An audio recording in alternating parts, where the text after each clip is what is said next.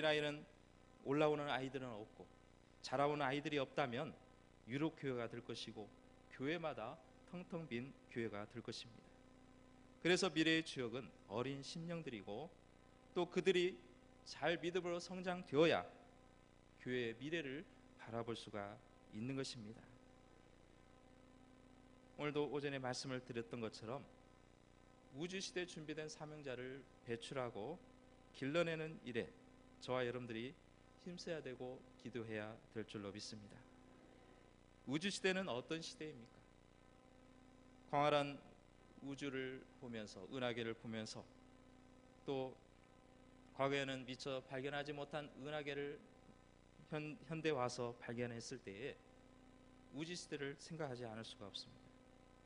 내가 살고 있는 곳에 머물지 아니하고 이곳에만 머물지 아니하고 우주를 보면서 더 넓은 세상을 대비해 나가야 되는 것입니다. 여러분들에게 질문을 하겠습니다.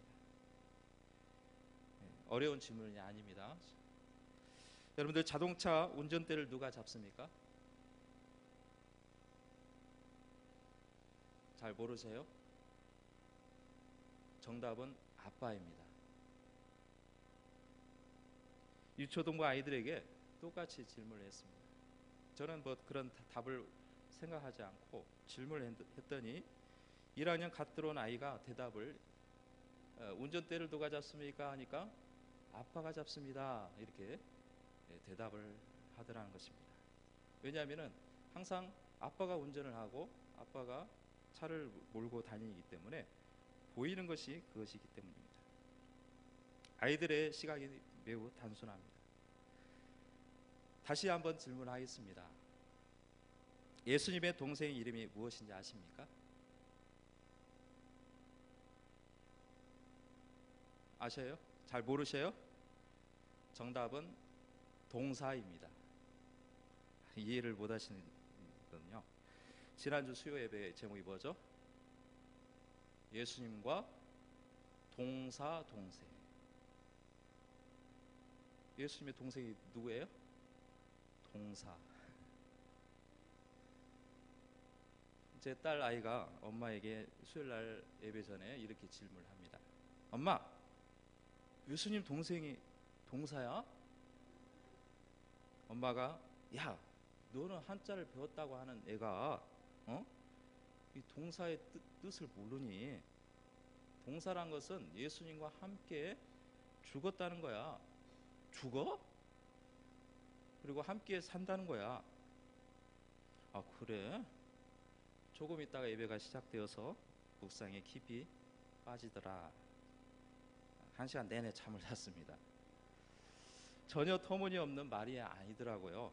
왜냐하면 동생은 야고보, 요셉, 유다, 시몬 이런 동생들을 볼 수가 있는데 주님께서 뭐라고 하셨습니까? 하나님의 뜻대로 행하는 자만이 나의 형제요 부모요 자매라 이렇게 말씀하셨습니다. 그러니 우리 영적으로 말한다면 저와 여러분들은 예수님의 동생인 줄로 믿습니다. 예수님과 함께 죽었기 때문에 예수님과 함께 우리는 부활의 삶을 살아갈 것입니다. 처음 운전대를 누가 잡느냐는 질문을 하다가 여기까지 왔습니다. 질문의 의도는 사실은 운전자가 잡는다는 것이 대답을 듣기 위해서였습니다. 그런데 요즘에는 운전자가 없이도 차가 목적지를 찍게 입력을 하게 되면 안전하게 목적지까지 도착을 한다는 겁니다. 그것이 바로 자율주행 모드입니다. 옛날에는 도저히 생각을 못했습니다. 어떻게 자가용이 운전사가 없이 손을 대지 않냐고 안전하게 운전할 수 있을까요? 순간에 옆에서 차가 들어올 수도 있고 또 그 도로마다 어떤 상황이 일어날 수 있는 것을 예측할 수 없는데 어떻게 운전을 스스로 할 수 있느냐. 그런데 이게 실제로 시행이 되었고 앞으로 미래 2020년이 되면은 이 자율 운전 모드가 앞으로 상용화 될 것이다 라는 전망을 하고 있습니다. 이것은 현실로 이루어지지 질 거라고 생각을 못했지만 불과 이제 몇 년 안에 이게 상용화되고 여러분들도 충분히 그 자동차를 탈 수 있는 시대가 온다는 것입니다. 마찬가지로 우리는 우주세를 생각하지 않는다면 우리가 10년, 20년 어떤 상황이 일어날지는 우리가 예측할 수 없기 때문에 준비하지 않는 사람들은 결코 미래를 개척해 나갈 수 없고 또 미래를 살아갈 수 없는 시대를 살고 있다는 것입니다. 그러니 지금부터 비전과 꿈을 심어주며 기독교 문화를 이뤄 나갈 때 미래가 밝아지게 될 것이고 하나님이 기뻐하신 복음화가 이루어질 줄로 믿습니다. 지난주에 제가 1박 2일 동안 월요일날 화요일날 이틀 동안에 전주대 성경공부 강사 워크숍에 다녀왔습니다. 전주대 캠퍼스를 복음화하자는 비전을 가지고 지난 소그룹 체프를 통해서 복음을 전하면서 교회로 대학생들을 데려온다는 데 있어서 여러분들이 도대체 어떻게 진행되고 있으며 또 어떻게 전도해야 될지를 매우 궁금하리라 생각이 됩니다.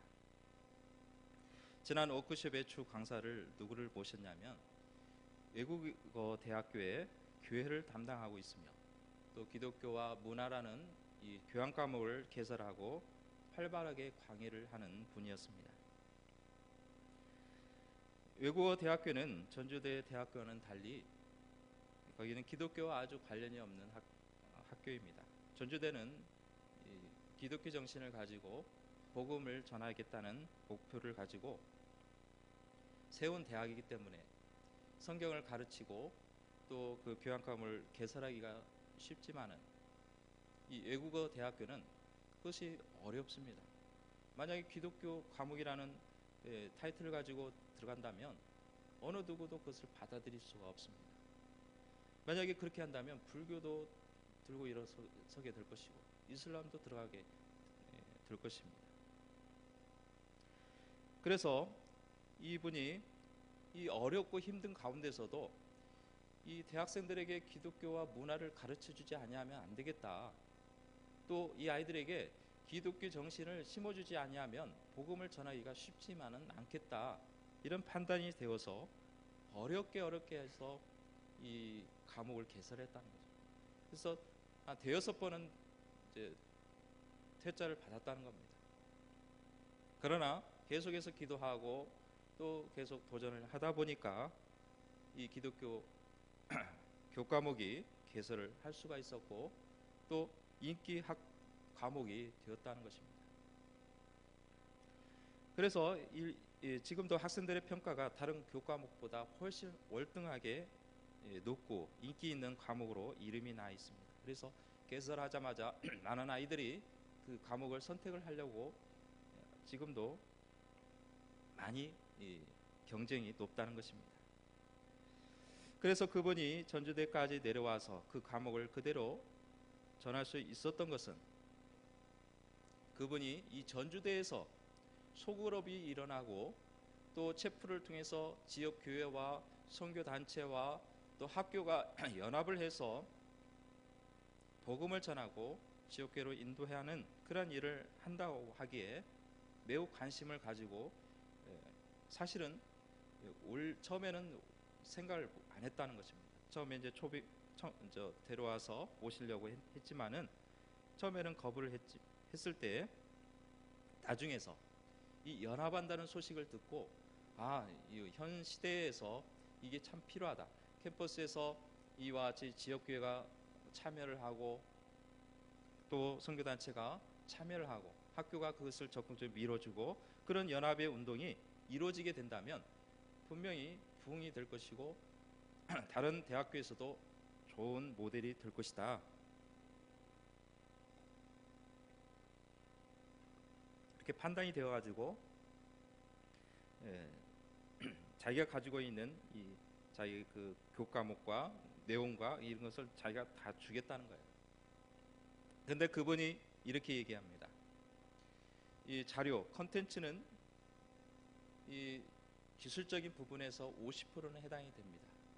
그리고 50%는 사람이 어떤 사람 이제 그 전달하는 면에서 50%를 생각할 수 있다는 것입니다. 그런데 그것만 부족하다는 것입니다. 50% 합치면 100%가 되겠지만은 거기에다가 100%의 중보 기도가 필요하다는 것입니다. 다시 말한다면 아무리 좋은 교과목이 있고 아무리 좋은 내용이 있고 아무리 또 좋은 전달자가 있다 할지라도 그 배후에서 기도하지 아니하면 결코 역사가 일어나지 않는다는 겁니다. 여러분들 이 대학교에서는 얼마나 심각한지 모릅니다. 뭐냐면은 옛날에는 이단들이 판을 치지를 못했습니다. 선교 단체마다 이단들이 들어올 수가 없었습니다. 지금은 신천지라고 내놓으면서 전도를 한다는 겁니다. 그래서 이 동아리에는 못 들어오지만은 어떤 식으로 들어오냐면은 기타 동아리, 뭐 어떤 일반적인 동아리를 걸고 등록을 하면 당연히 그것은 일반 동아리이기 때문에 받아주는데 그 멤버들이 누구냐면 신천지라는 겁니다. 그러니까 기타 배운다고 들어온 아이들에게 어떻게 하냐면은 그냥 들어오면 일반 사람들처럼 맞이하는 게 아니라 공을 들인다는 거예요. 막 먹이고 막 관심을 쏟고 막 그러니까 이 아이가 1학년 아이들이 들어오면서 순수하잖아요. 그러니까 너무 잘해주니까 야 이거 참 좋은 동아리다. 야, 좋은 동아리니까 내가 여기에 뭔가 좀 신경을 쓰고 열심히 해야 되겠다. 그때 이제 신천지를 전달을 하게 되면 그 아이는 이 신천지에 빠진다는 거예요. 우리는 기독교는 어떻습니까? 우리는 너무나 태만해 있고 너무나 우리는 방심하고 있다는 거예요. 그래서 우리는 다시금 이 캠퍼스를 눈을 돌려야 될 것이고 우리는 하나님 앞에 간절히 기도하는 기도의 일꾼이 되어야 될 줄로 믿습니다. 자, 그러면 이 기독교와 문화가 뭐냐? 거기에는 노골적으로 복음을 전달을 한다는 거예요. 그런데 그러면 크리스찬들이 몰려오지 비크리스찬들이 오겠느냐라는 생각을 할 수 있지만은 70% 이상이 비크리스찬들이 온다는 거예요. 왜 오냐? 그러면 기독교에 대해서 불신을 갖고 있는 아이들이 기독교에서 반감을 가진 아이들이 왜 오느냐? 거기에는 이런 내용이 있습니다. 뭐냐면은 기독교는 사랑과 희생, 예수님께서 복음을 전하고 예수님께서 십자가의 희생을 당함으로 말미암아 예수 믿는 사람들이 서로 섬기고 서로 나눔이 있는 그런 핵심 원리를 가지고 전달을 한다는 것입니다. 그래서 이 비기독교인들이 예수님에 대해서는 별로 관심이 없을지라도 사랑, 나눔과 섬김 여기에는 관심이 많다는 겁니다. 의외로 이 대학생들이 개인적으로 생각을 하게 될 거라는 생각을 가지고 있고 개인주의라고 생각하지만 의외로 이 나눔과 섬김에 대해서 관심을 많이 갖는다는 것입니다. 그러면 이 강사님이 가장 강조한 게 뭐냐면은 다른 타 종교도 그런 걸 다 한다는 거죠. 섬기는 거, 나누는 거 이거 다 한다는 거예요. 그런데 이 다른 것과 차별화되는 것은 뭐냐면은 타 종교나 다른 것은 인도주의, 그저 그냥 마음의 정적인 거고 또 인간의 휴머니즘을 가지고 강조를 하지만 기독교는 그렇지 않다는 거예요. 이것은 하나님께서 주신 은혜를 주셨기 때문에 은혜를 받았기 때문에 그 받은 사람들이 또 죄를 향해서 은혜를 베풀어 주셨기 때문에 그 마음을 가지고 은혜 받은 사람들이 나눠주고 섬겨주고 또 베풀어 준다 이렇게 강조를 한다는 것입니다. 주님께서도 죄를 향해서 인정해 주었습니다. 죄인 취급하지 아니하고 그 죄이면 그 죄인 그대로 인정을 해줍니다. 삭개오를 향해서 너는 왜 남의 것을 토색을 하냐? 너는 왜 이렇게 세리장으로서 다른 사람을 이렇게 맞으면은 남의 것을 빼앗느냐? 이렇게 죄를 지적하지 않았습니다. 그저 밥을 먹고 그저 같이 있었습니다. 죄인을 향해서 죄인 취급하지 않았습니다. 마찬가지로 우리는 이 젊은 세대를 향해서 어떻게 그렇게 개방적이고 그렇게 행동할 수 있느냐 하고 하는 것이 아니라 젊은 아이들에게 인정을 해주고 존중해 준다면, 또 거기다가 먹을 것으로 대접을 해준다면 그 아이는 특별하게 대우를 받는다고 생각을 합니다. 사회에서는 인정을 하지 않습니다. 학생이라고 인정을 받지 않습니다. 그런데 교회를 왔더니 자기를 섬겨주고 자기를 관심을 가져주고 자기를 돌봐주니까 너무나 자기가 존재감을 느끼게 된다는 것입니다. 이 강사님이 하는 농담 중에 뭐였냐면은 휴식 시간에 자기 돈을 틀어서 음악을 틀어줍니다. 또 음악을 틀어주고 또 매 시간마다 간식을 준비를 하는데 똑같은 간식을 주는 게 아니라 다음에는 이마트 가서 선별을 한다는 거예요. 이번에는 이 과자를 했으니까 이번 과자를 좋아하는 과자를 선별을 해서 먹도록 하니까 이 아이들이 마지막 평가 때 결코 배반하지 않는다, 평가를 잘해준다는 거예요. 이렇게 농담도 했습니다. 이처럼 우리는 이 대접하고 섬겨주는 것, 그것이 또한 그 아이들을 하여금 마음을 열게 하고, 또 더 중요한 것은 기도를 한다는 것입니다. 외국에서는 교회가 건물이 지금도 없다는 것입니다.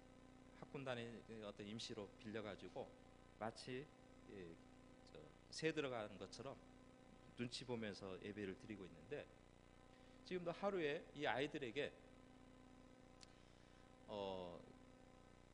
외부에서 온 아이들 또 나간 아이들 이렇게 계속 바뀌니까 이 아이들에게 기도를 시켰는데 다니엘 기도를 시켰습니다. 하루에 3번, 아침 6시, 12시, 7시 이렇게 해가지고 3번을 기도를 하도록 했더니 처음에는 매우 힘들어하고, 어떤 아이들은 아유 이것 때문에 참 못 나오겠습니다, 힘듭니다. 그러면은 그렇다고 해서 이렇게 중단을 시킨 게 아니라 계속 제자를 삼았다는 거예요. 계속 반복해서. 그랬더니 그 기도하는 중에, 물론 이제 기도를 빽빽하게 적어 놓으면 이제 아이들이 기도할 줄 모르니까 그것을 읽기만 하는 거예요. 그냥 읽다 보면은 금세 30분이 지난다는 겁니다. 그 중에 기도 제목 중에 학교 내에 술 반입을 하지 못하게 해달라는 기도를 했다고 합니다. 그러다가 국회에서 통과는 하지 않았지만은 이 학교 내에서는 술을 반입하지 마라, 해서는 안 된다, 이런 법안을 발의를 했다는 겁니다. 거기에 맞춰서 학교에서 총장을 비롯해서 그 회의를 했는데, 이제부터는 외대에서는 학교 내 술을 반입하지 않는다, 만약에 반입을 하게 되면 학칙에 따라서 처벌하겠다, 아예 선포를 했다는 거예요. 그래서 이 아이들이 그저 힘들게 기도했는데 이게 들어줄까, 하나님께서 그 응답해 주실까라고 생각을 하다가 자기네들이 기도한 것이 그대로 이루어지니까 기도하니까 되는구나, 기도하니까 하나님께서 역사해 주시는구나, 더 힘을 받고 더 열심을 내더라라는 것입니다. 여러분들이 기도할 때 하나님께서 그저 기도가 더딘다 할지라도 분명히 응답해 주시고 역사해 주실 줄로 믿습니다. 그래서 우리는 이 전주대를 전도할 때에 우리가 생각할 것은 기도가 먼저 우선이 돼야 될 것이고, 여러분들은 이제 전주대 가지 않더라도 골방에서 교회에서 하나님 앞에 기도하고 매달린다면 또 그 아이들이 분명히 이제 명단이 올 겁니다. 그러면은 그 명단을 불러대면서 기도를 한다면 그 아이들의 마음이 변화되고 바뀌어질 줄로 믿습니다. 또 중요한 게 뭐죠? 아까 뭐라고 했어요? 대접? 잘 먹여야 합니다. 잘 먹여야 하고 잘 섬겨야 되는 것입니다. 그래서 이 아이들로 하여금 이제는 이 전주대에 단순히 전도하자는 것이 아니라 미래의 지도자, 또한 이 시대를 살리고 대학을 살리고 또 민족을 살리는 그러한 지도자를 배출해 나가야 되겠다, 그런 마음을 가지고 기도하시고 물질로 기도로 후원해 주시기를 축복합니다. 그렇다면 우리는 예레미야 선지자를 통해서 결론적으로 회개하고 기도하는 자만이 희망이 있다는 겁니다. 이 나라가 비록 이 모양 이 꼴이 된다 할지라도 우리는 하나님 앞에 회개하는 자에게는 또한 회복시켜 주시고 장래를 또한 인도해 주시라는 확신을 가져야 되는 것입니다. 니느웨 요나는 니느웨를 피해서 도망가려고 했지만 니느웨에게 회개를 촉구했을 때 왕으로부터 모든 가축까지 회개를 하니까 하나님께서는 멸망을 하시려다가 그것을 중단을 시키고 회복시켜 주신 사건을 기억하고 있습니다. 우리는 회개의 역사가 일어나야 됩니다. 기도하는 자만이 희망이 있는 것입니다. 또한 우리는 다음 세대를 준비시키기 위해서 섬기는 자가 되어야 되는 것입니다. 오늘 19절 말씀에 보면 내 어린 자녀의 생명을 위하여 손을 들고 기도하라고 하였습니다. 초저녁부터 이렇게 기도하는 가장 큰 목적은 다음 세대를 일으키기 위함입니다. 우리는 다음 세대가 없으면 역사는 끝나고 말 것입니다. 우리는 인재를 또 사람을 키워야 되고 미래의 지도자를 양성하고 또한 계속해서 우리 신시가지 예배당이 이 일을 감당할 때 우리 미래가 살아나고 다음 세대가 이어지는 놀라운 역사가 일어날 줄로 믿습니다. 기도하시겠습니다. 거룩하신 하나님 아버지, 오늘 다음 세대를 준비하기를 원합니다. 특별히 우리 교회에서는 우주시대에 준비된 사명자들을 배출을 하기 위해서 오늘도 요셉을 가르치고 또 성경을 가르치고 있습니다. 우리는 사람을 키우고 인재를 양성해 나가며 또한 이 한국 교회를 이어나가고 또 이 나라와 세계를 짊어질 그러한 미래의 지도자를 양성할 수 있도록 주님 축복하여 주옵소서. 감사를 드리며 예수님의 이름으로 기도드립니다. 아멘. 찬송가 435장 부르신 후에